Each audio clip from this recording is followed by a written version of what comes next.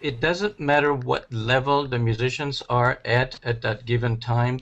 You can always make music with them. Music like focus and determination and collaboration and listening, all of those things become so ingrained in children when they're studying music. To try and change the perception, this perception that we're all talking about, that music is just seen as a fun thing to do, but not a fundamental. But the idea that music can be a vehicle for social change, and its power is we have to stay connected in several ways, on a professional level, but also a student level. We need to have our kids connect with each other. Everyone here in this Google Hangout is involved in a new movement that's happening in the United States. It bases itself on a movement in Venezuela that's 35 years old called El Sistema, a program that focuses on orchestral and ensemble playing as a kind of youth and social development. The vision is that when children play intensely together and immerse themselves in symphonic orchestral music for long periods of time every day, they will, in the process of that, not only become excellent musicians and excellent ensemble players, but they will become better citizens as a result. So I'd like to start out by throwing out a first question. There has been kind of a lot of attention in the media to the Sistema. All of a sudden, we've seen in the last week 4 articles in the New York Times and a major segment on PBS. So my question to you in the beginning is, what do you think is causing all of this sudden media attention? Why are we suddenly in the news? Could it be the fact that there are more nucleos, as we call them, are appearing on the landscape and it's catching more attention? I think Sam's right that one of the reasons there's a sudden attention to this is that there are so many programs all of a sudden. But Alvaro, you had another thought? Well, I'm not sure if it's that sudden. I think a lot of it has to do with one, the big noise that the LA Philharmonic partnership did, and I also remember that there was not this big noise, but there was some noise when the Simón Bolívar came for the first time on a tour to the United States. So I think it has to do a little bit with the curiosity of these people coming from an unusual country doing such a big impression in the classical world. Yes. Yeah, I agree with Alvaro. I think part of it is that a lot of us didn't know that much about El Sistema, at least in the United States. When I was first applying to go to Venezuela in 2007, they didn't even have a website, and I had a lot of trouble getting information on El Sistema. And it was during that year, 2007, as Alvaro just mentioned, that the Simón Bolívar came to New York City to perform at Carnegie Hall, and the New York Times Magazine did a big spread. And I think it's partly that they've raised their profile here in the United States, but also I think the nature of the program and what they've been able to achieve through music, at least for me personally, I can say that it gave me such a different perspective on music education, and I think it really speaks to people in a way that other music programs have not. Yes, Ray. I think for us the idea of, and I agree with Alvarado that that it's been kind of this sleeping idea that is finally being realized. 60 Minutes did a profile on El Sistema, and that woke up a lot of people. But the idea that music can be a vehicle for social change, and its power has been around for 35 years with Jose Antonio Abreu. Then you also have Suzuki, who has used music to build up children. So the idea that this can be done on such a large scale, that's the key to El Sistema, is that we see these big old orchestras and they're being pushed to the max, and just and the passion that comes out of these kids whenever you speak to them, it's just undeniable. And when you see that, it's seen as believing here, and when you see it just, you can't do anything but want to do it. And I think the U.S. has has seen it, and it's gone through, and it started to hit in Europe, and then, as your book says, it went through Europe first, and then kind of started coming to the U.S., and now we're going, wow, and we're not going to let go of it either, you know. That's right. As active leaders of programs in the United States that emulate El Sistema, I'd love you all to give me, each of you, to give me one principle of El Sistema in Venezuela that's been particularly important for you to capture in your own work to you. Yes, Ray. I mean, for us, one of the most important things that we use is the idea of student mentorship. And so once the child knows just a little bit more than the other child, that person has this valuable knowledge. And the beautiful thing about El Sistema is it has this real value in, if you know something, you take that knowledge and you share it. And right. So that's what we do. I mean, if it's, I know how to play, you know, this rhythm on buckets, then I'll teach that person on buckets that same rhythm. And so it's really this student mentorship that is real key in our program. Beautiful, beautiful. Other thoughts? I think for our program, the Harmony program, if I had to choose just one, perhaps the intensity of the program. I think it's unusual for programs to provide children with instruction every single day after school. So we have children, I know in Venezuela it's incredibly intense. They're playing up to 6 days a week, as many as 4 to 6 hours a day. At the Harmony program, we have a couple hours each day with the children, but it's not only important to their musical development, but all the wonderful social skills that children develop through music, like focus and determination and collaboration and listening. All of those things become so ingrained in children when they're studying music as a part of their daily routine. Right. So, Sam? I'd say one component that's missing in a traditional youth orchestra and which comes up in an El Sistema is the ear training component through a choral. So the fact that in El Sistema you have to be also involved in a choral program and train your ear, which transfers into the instrument, would be the one that I'd pick. That's really interesting. That's an important one too. Alvaro?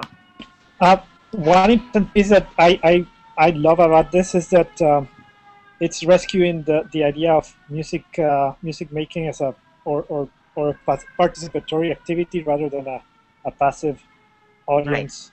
Right.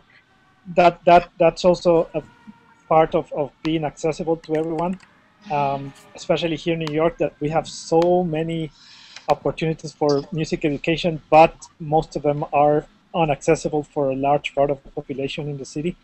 So that's really important for me to make this accessible to as many people as possible. Yeah, so I heard really two things in what you're saying. The first one, the participatory aspect of it, is, to me, maybe that's another way of saying that a lot of the learning happens in ensemble, happens in playing together. Is that what you meant? It's a larger view of the thing, of classical music, that we traditionally think of classical music as something that you go to music school and you spend your whole life learning. And if you didn't do that, you can only have access to it by going to a concert. Right. And there's no in-betweens. Right. Has to do with access. Oh, go ahead, Anne. Just to pick up on what you were referring to, is the importance of the orchestral environment, I think, is something that sets El Sistema apart. You know, seeing the orchestra as a microcosm and teaching children all about being members of society by being members of an orchestral community, learning to respect rules and order and organization and support one another and what people's roles are as individuals and as members of society. That's all a hallmark of El Sistema as well. Right. Beautiful. Melina, are you with us? Yes, absolutely. I mean, of course, I'm just 2 weeks away from starting the program. Right. But one of the things that I really have made it crucial, and it's, again, participation and parental involvement as a key component of the program. So, and it's a very important aspect of El Sistema that we are trying to replicate here in the program.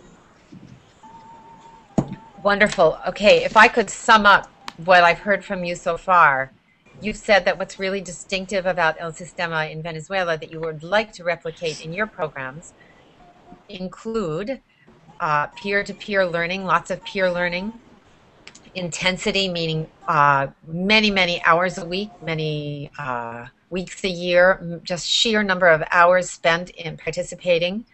The ear training through choral instruction, that children learn through choral work and through singing, a sort of musicality that's then transferred to playing an instrument.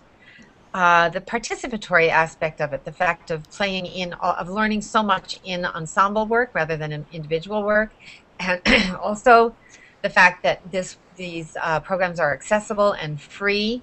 I guess that's one key thing that we understand to be true, but needs to be said. These programs are not only accessible to all children who are interested, but they are free, and they make a point of providing free instruction, free instruments, free everything to the children who come. So that makes it accessible to kids who might never have access otherwise. And then finally, from Melina, we heard that parental involvement is very important as a key element of El Sistema. So with those 5 or 6 sort of key elements in mind, I would love to hear if you can formulate a sort of anecdote or something very specific about your work in your program that illustrates one of those principles, that illustrates how you have made it come to being in practice, or even might illustrate how you've worked at it and it's difficult to do, but something that through the lens of your own experience illustrates what it's like to put those principles into practice. Ray, you're on.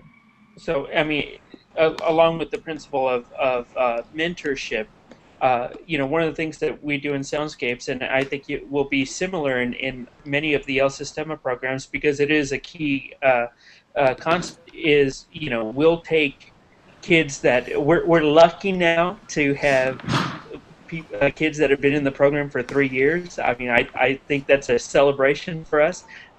And we take those kids and we have made some of those like mini junior staff where they actually go and work with our level 1 students, and every they're there teaching, and they have a subset of that's their kids and they work with. So I mean, there is a true sense that they aren't just students now, but they are teachers, and they're somebody that people are looking towards them, and it's always easier for me to say, when behavior kind of goes out, well, people are looking at you to see what they want, and they go, oh yeah, and so the best way to learn anything is by teaching, and that's how we do it. That sounds really great. Really essential, I think, also to the El Sistema model has been from the very, very beginning, when the very first orchestra was created in 1975. It was made of a mixture of well-educated music students and almost beginners, and that orchestra would never, ever have survived if it hadn't immediately engaged in a really radical kind of peer-to-peer teaching of the kind that Ray is describing. And yeah. It's a little unorthodox, the way El Sistema so prioritizes the orchestral experience. When I was there, my students used to bring me music that was sometimes beyond their ability level, but it was the thing that was keeping them from participating in the orchestra, and it was such a motivation for them, to be able to join the orchestra. One of the things at the Harmony program that we've done to try to expedite the creation of an orchestra is to arrange some very basic pieces that allow us to put our winds and our strings together. So we have one piece that's called the 2-note charanga, and it's literally 2 notes so that any child can learn enough to be a part of the ensemble. And it's something we're a little too careful about, in my opinion, in the States, about putting together these different instrument groups, because we don't want to teach various notes out of sequence, and sometimes it actually scares kids and they start to think that things are too hard for them. In Venezuela, children have absolutely no concept of fear of playing something. All they know is that they want to be in the orchestra. Right. One way to encourage really full ensemble playing is to adapt music to the ability of all levels of the kids that you have, and make it possible for kids to play on the downbeat, once every 4 beats and feel like they're members of the team. Right. Just being part of that community is important enough that it doesn't matter that the music isn't so sophisticated. The experience alone of sitting in your section and following the director and making music as a group is important enough that we should try creatively to find ways of getting the kids into that setting. Fantastic. Just to add to that, I think it's another way of saying that it doesn't matter what level the musicians are at that given time. You can always make music with them or introduce music making to them. There's that notion that, at least in my upbringing, that you have to come to a certain level and have certain abilities, and then you start to make music. Right. And what we've done, at least, and I keep hearing this from so many of you, is that we're not going to wait until technically you're at a level where now you're allowed to make music. But you start with even 2 notes or 1 note, 3 notes. Sam, could you say a little bit more about your the principle that you mentioned before about the ear training through choral work? How does that work in practice in your program?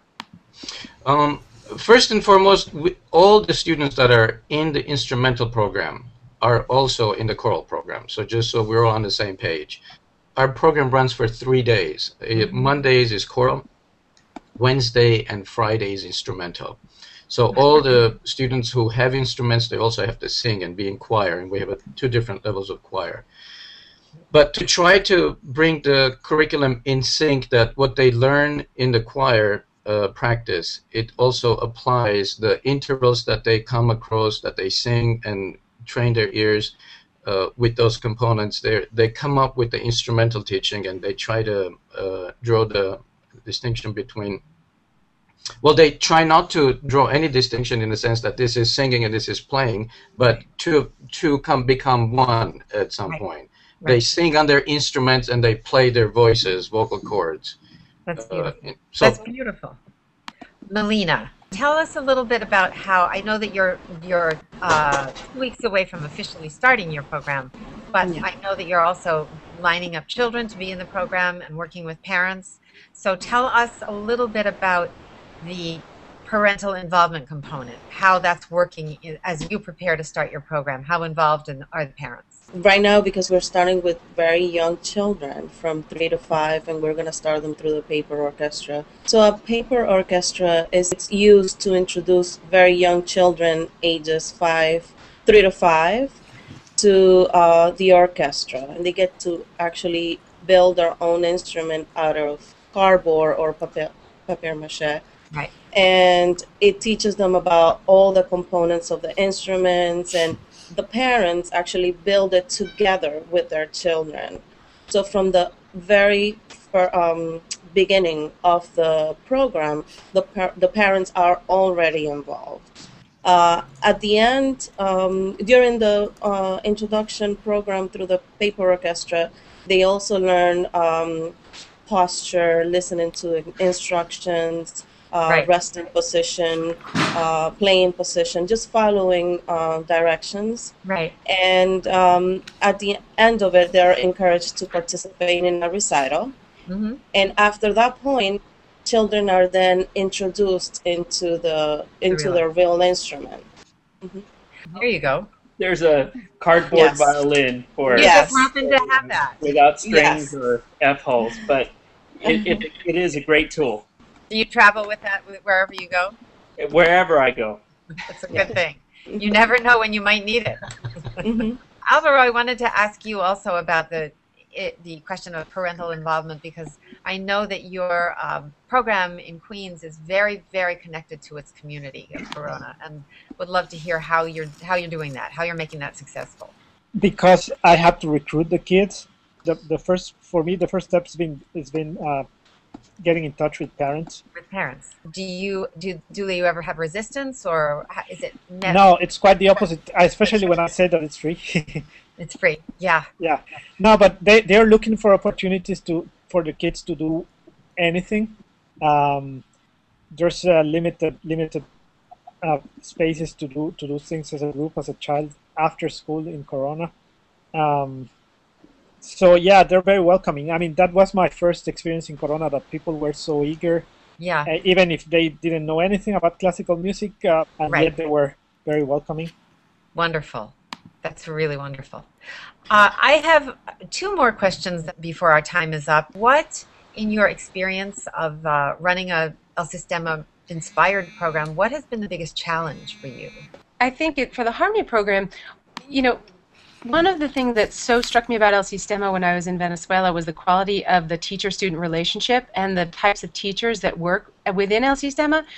And it's hard to just talk about El Sistema and explain the quality of teaching that they have there. So for us, it's been a challenge. At the Harmony program, we work with a lot of young musicians as our teachers. So we're giving them, some of them, their very first experiences teaching. They're very enthusiastic and they're very passionate, but it's not enough to just talk about El Sistema. So it's how do we instill in them the passion and the energy and some of the pedagogical strategies and philosophies of El Sistema.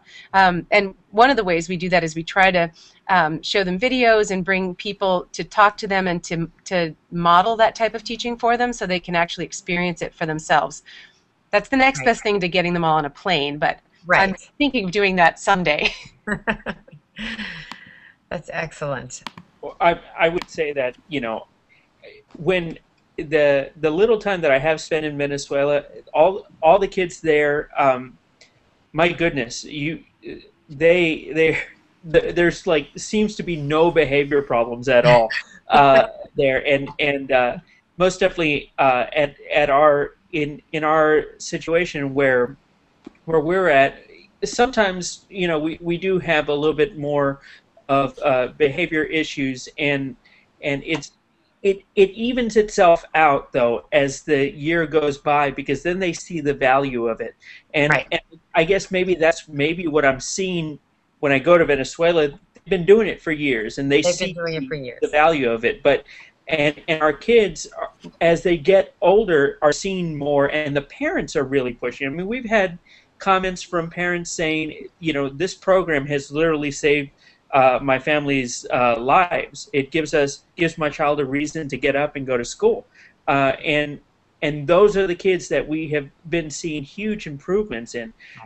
So, and I will say for those thinking about starting, expect behavior problems, but the fact is that, you know, we as a program are not a behavior modification program. So there has to be some, you know, some type of wantingness to be there, and you sometimes parents will think of it as free daycare, and we quickly say, yes, it is free, but it's not free, because you have to be there and you have to be supportive of your kids, and the kids need to come in and work, and we take them baby steps. I mean, that's why, you know, we're thinking about giving up a cardboard violin before we give them a real violin, because, you know, dropping a cardboard violin doesn't do as much damage, you know.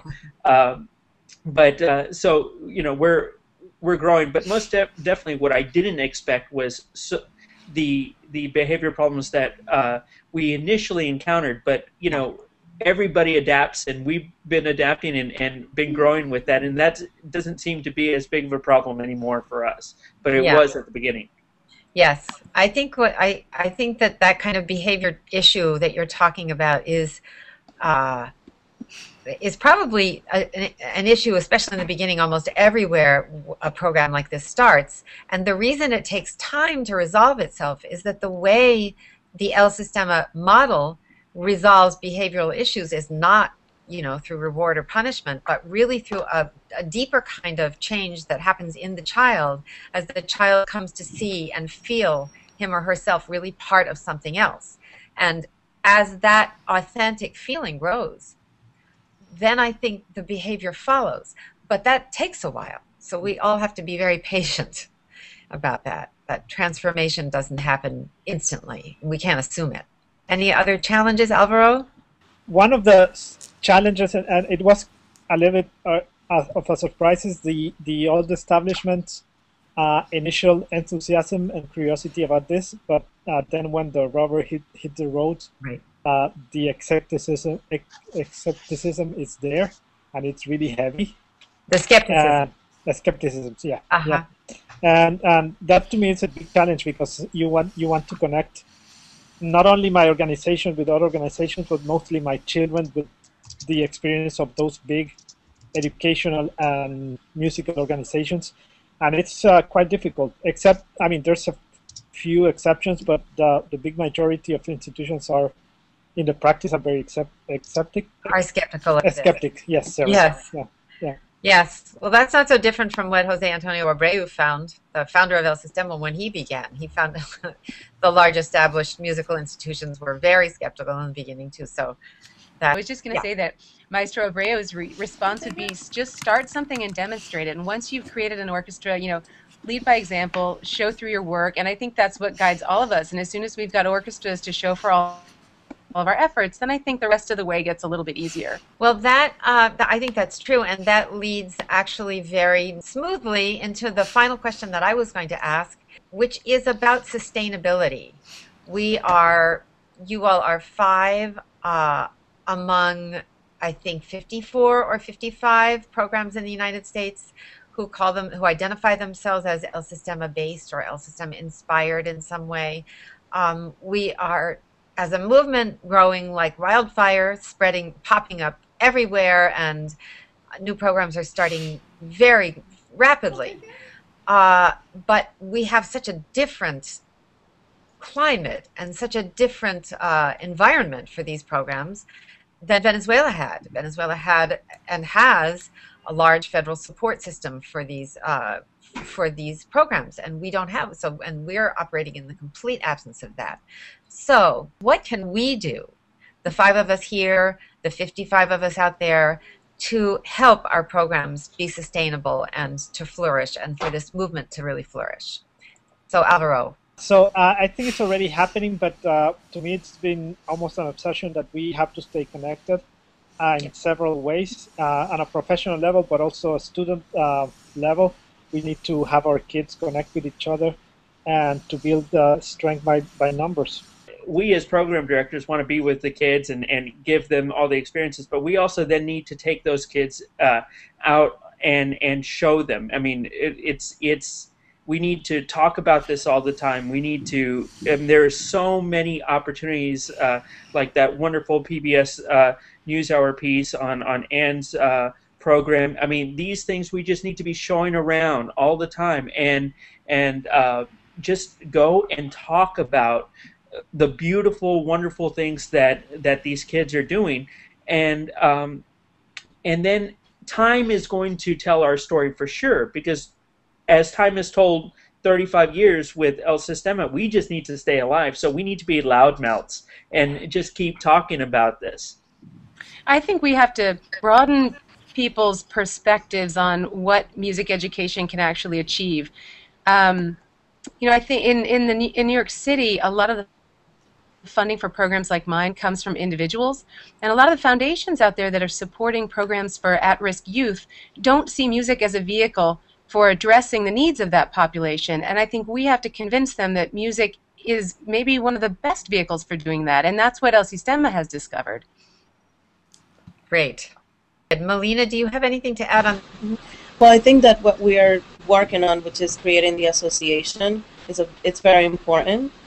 And what I really would like to, I think that would be, that will help us even further within the association, is to somehow be able to have a lobbying mechanism and make that part of that association, so that we have a voice that is speaking to, you know, on our behalf at the government level, to try and change the perception, this perception that we're all talking about, that music is just seen as a fun thing to do, but not a fundamental tool and a fundamental right, as Maestro Abreu says, that we should all have to improve our lives and improve community and be better citizens.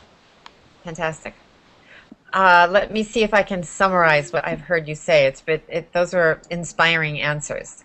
I've heard you say that in order to achieve sustainability for ourselves as programs and for an entire movement, one, you've said that we need to stay connected to each other, to our communities, and also to each other, and possibly in the form of an actual association, which could have a lobbying arm. But in any case, that idea of connectivity. Also, you've talked about how we make our case. And you've made the point that one really powerful, indisputable way to make our case is by having our kids perform. And that, of course, is what Maestro Abreu has done for so long. He's made the most powerful case possible by having children perform consistently everywhere all the time for any skeptics. And that's where the skepticism that Alvaro is talking about usually disappears in the face of that kind of performance. You've also talked about making the case verbally to the people that need to know that that this kind of intensive music experience should not be considered a soft or dispensable part of education, but is actually a really core part of learning. And you've talked about making that case powerfully and collectively. And I think what you're all saying is that we need to make this case in a way that changes the language, that actually changes the argument of the way people think about music education and social development in these two separate silos. And we have to come up with language or arguments and most powerfully performances to really be able to talk about social change and musical education as inextricably linked. Well, thank you so much for being part of our Google chat, our Google Hangout, and hoping to have more of these in the future, and hoping that what we've said here will be the beginning of a long and fruitful discussion.